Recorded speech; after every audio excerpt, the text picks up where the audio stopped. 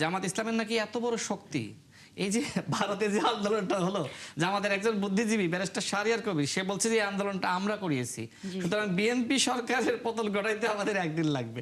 তো জি আমি তাদেরকে বলবো যে আপনারা বাংলাদেশে একটা আন্দোলন করেন, যাতে করে এই মধ্যপ্রাচ্য সহ যেখানে যেখানে যুদ্ধ হচ্ছে সেটা সেটি বন্ধ করেন, সেটি অথবা আপনাদের বাহিনী জি পাঠান। জি ইরানের হাতে প্রচুর পরিমাণ সমরাস্ত্র রয়েছে, যেগুলো মার্কিন যুক্তরাষ্ট্রও জানে না, কিংবা মধ্যপ্রাচ্যের তাদের মিত্র রাষ্ট্রগুলোও জানে না, কিংবা ইউরোপিয়ান ইউনিয়নও জানে না।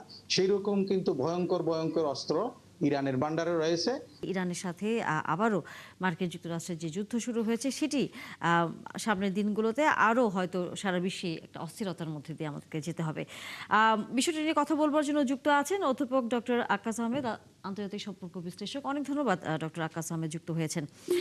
সর্বশেষ যদি নিউ ইয়র্ক টাইমসের একটি কথা বলি, সেটি হচ্ছে যে প্রতিরক্ষা ক্ষেপণাস্ত্র ফুরিয়ে যাওয়ার শঙ্কাতেই কি ইরানে বিমান হামলা চালিয়েছে ট্রাম্প, এইটি একটি সংবাদ তারা করেছে। একটু আমাদেরকে বলবেন যে ইরানের সর্বশেষ আমরা মধ্যপ্রাচ্য থেকে শুরু করে বেশ কিছু ঘাঁটিতে আবারও দেখেছি যে ইরান যেমন হামলা চালিয়েছে, একই রকম কিন্তু মার্কিন যুক্তরাষ্ট্র ইরানে হামলা চালিয়েছে।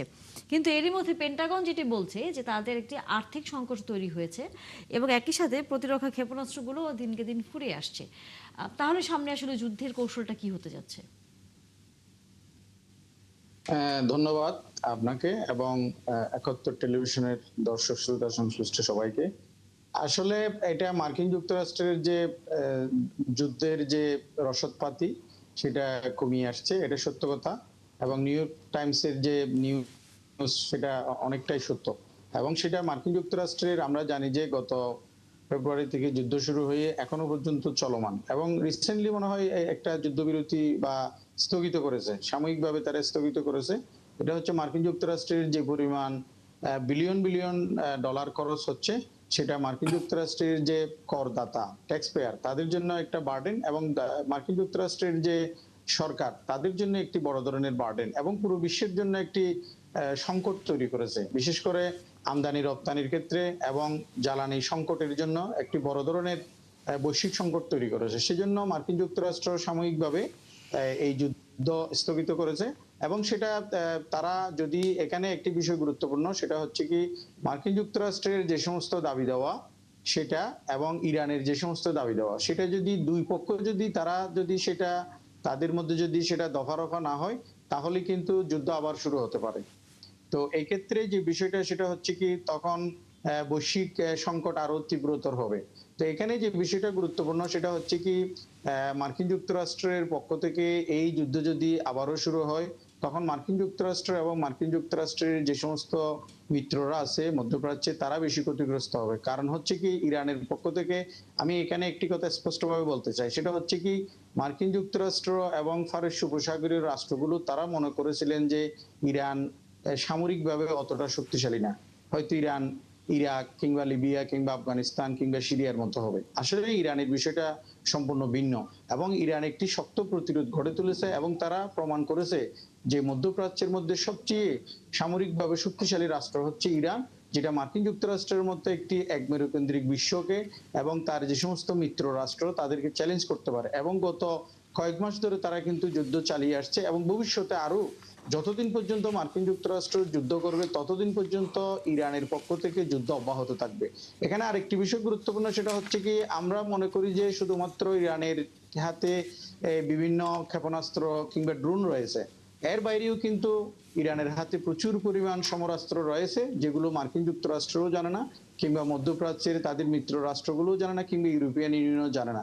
সেই রকম কিন্তু ভয়ঙ্কর ভয়ঙ্কর অস্ত্র ইরানের ভান্ডারে রয়েছে, যেগুলো পশ্চিমা রাষ্ট্রগুলো জানে না। সেজন্য ইরান কিন্তু তাদের যে প্রতিরোধ সেটা কিন্তু তারা থামাচ্ছে না। তারা কিন্তু একেবারে তারা তাদের যে প্রতিরোধ সেটা কিন্তু তারা চলমান রেখেছে, এবং ভবিষ্যতে যদি মার্কিন যুক্তরাষ্ট্র পুনরায় যদি যুদ্ধ শুরু করে, সেক্ষেত্রে ইরান কিন্তু শক্ত প্রতিরোধ গড়ে তুলবে। শক্ত ধরনের একটা শুধুমাত্র অবস্থানে যাবে।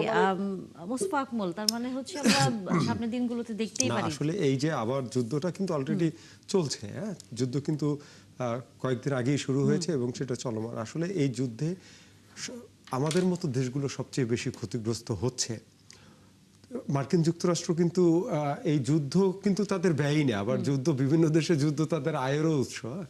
তো যাই হোক, এই যুদ্ধটায় আমরা আমাদের জন্য খুবই চ্যালেঞ্জিং হবে, কারণ আমাদের জ্বালানি সংকট চলছে। এর মধ্যে দেখেন কয়েক দফা তেলের দাম বাড়লো, সামনে আবারও কিন্তু এরকম আশঙ্কা আছে তেলের দাম বাড়ার, এবং তেল সরবরাহ কিন্তু ব্যাঘাত হচ্ছে, যে কারণে আমাদের দেখেন পাওয়ার স্টেশনগুলো ঠিকভাবে জ্বালানি পাচ্ছে না, এলএনজি আমদানি সংকটের মধ্যে সেটাও ব্যাহত হচ্ছে। সব মিলিয়ে আসলে আমাদের মতো দেশগুলো খুবই ক্ষতিগ্রস্ত হচ্ছে, এবং সামনে খুব বড় চ্যালেঞ্জ। আমরা রাজনীতির যতই রাজনীতি নিয়ে উত্তপ্ত বাক্য বিনিময় করি, আসলে সামনের চ্যালেঞ্জটা আসলে বৈশ্বিক। নিশ্চয়ই। রশিদ খান, 1 মিনিট সময় আছে। এই বৈশ্বিক চ্যালেঞ্জ মোকাবেলার জন্য আসলে সরকারের কি ধরনের পদক্ষেপগুলো নেওয়া দরকার বলে মনে করতেছেন?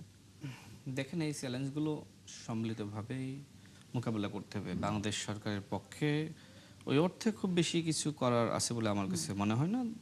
আমার কাছে মনে হয় যে আমাদের যারা বড় রাষ্ট্র বা মরল রাষ্ট্র রয়েছে তাদেরকে এই যুদ্ধ বন্ধ করার ব্যাপারে উদ্যোগ নেওয়া উচিত। কিন্তু ভাই যেটি বললেন যে যুদ্ধ শুধু ব্যয়ই নয়, আয়েরও ক্ষেত্র। তো এটি চিন্তা করে অনেক সময় অস্ত্র বিক্রি করার জন্য কিন্তু অনেকে এই ধরনের যুদ্ধ বাধক নানান ধরনের উস্কানি দেয়।